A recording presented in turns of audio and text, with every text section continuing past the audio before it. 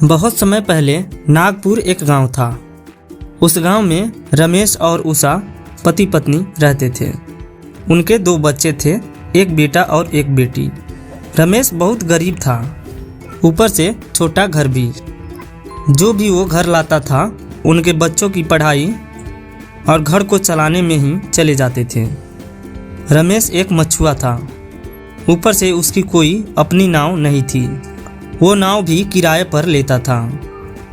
वो हर रोज़ उसके गांव में मौजूद नदी के पास मछलियां पकड़ने जाता था।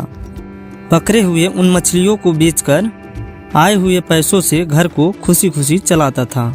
कभी कभार जब रमेश के पास घर की सामान खरीदने के लिए पैसे नहीं रहते थे, वो उसके द्वारा पकड़े गए मछलियों को घर ले जाता था।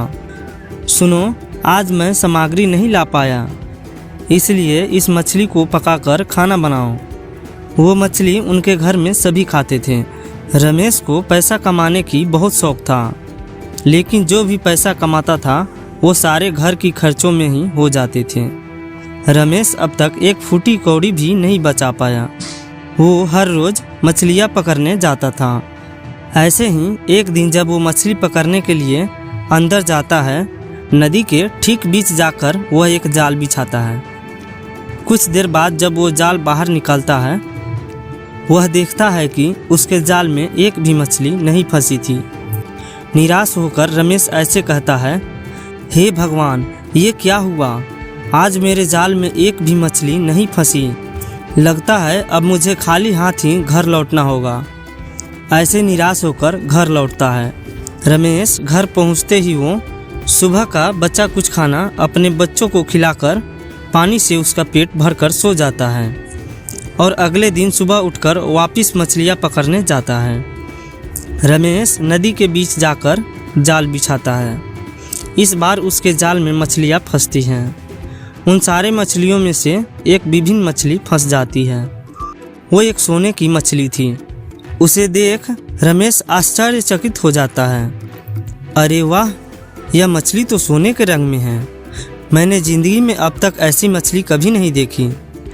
देखने पर लग रहा है कि एक अच्छी दाम में बिक जाएगा। उस मछली को अपने घर ले जाकर अपनी बीवी को दिखाता है। सोने की मछली को देख उसकी बीवी भी आश्चर्यचकित हो जाती है। हाय भगवान, सोने की मछली! अब तक मेरी जिंदगी में मैंने इस तरह की मछली को कभी नहीं देखा है जी। हाँ, मैंने भी कभी नहीं देखा। अगर इसको बेचेंगे ना जी। अरे हाँ, बाजार में इसका दाम बहुत कीमती है। और क्योंकि रमेश उस मछली को अपने हाथ से पकड़ा हुआ था, वह यह देखता है कि उसका पेट फूला हुआ था। छूने पर रमेश को पता चलता है कि वो मछली गर्भिणी है और अपनी बीवी से वो ऐसे कहता है, अरे ये तो गर्भिणी है। उस गर्भिणी मछली को देख रमेश फैसला करता है कि उसे अभी बेचना ठीक नहीं है, क्योंकि गर्भिणी है। कुछ दिन अगर हम रुके तो इसके बच्चे पैदा होने तब तक इसे हम पाल लेंगे। ऐसे रमेश अपनी बीवी से कहता है और वह मान जाती है।